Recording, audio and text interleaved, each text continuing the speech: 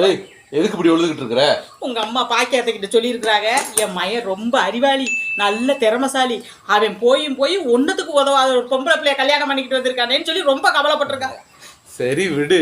சரி விடா, அது மட்டுமா சொல்லியிருக்கிறாங்க, புருஷங்கிற கொஞ்சமாவது மட்டு மரியாதை வைக்குதா, எப்படி பேசுதுன்னு பாருங்க, இதெல்லாம் பொம்பளையான்னு கேட்டிருக்காங்க.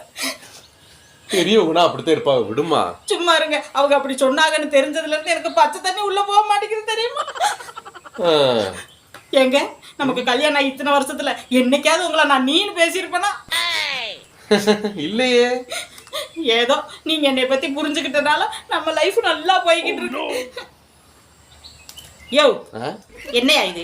என்ன அவரக்காய் வாங்கியிருக்க? எரும மாடு மாதிரி வாழ்ந்துட்டியா? ஒரு அவரக்காய் பார்த்து வாங்க தெரியுதா உனக்கு? இதுல வேற உங்க ஆத்தா நல்ல திறமசாலின்னு சர்டிபிகேட் வேற கொடுத்துக்கிறாங்க. எல்லாம் சூத்தையே வாங்கிருக்கிய உங்களை மாதிரி.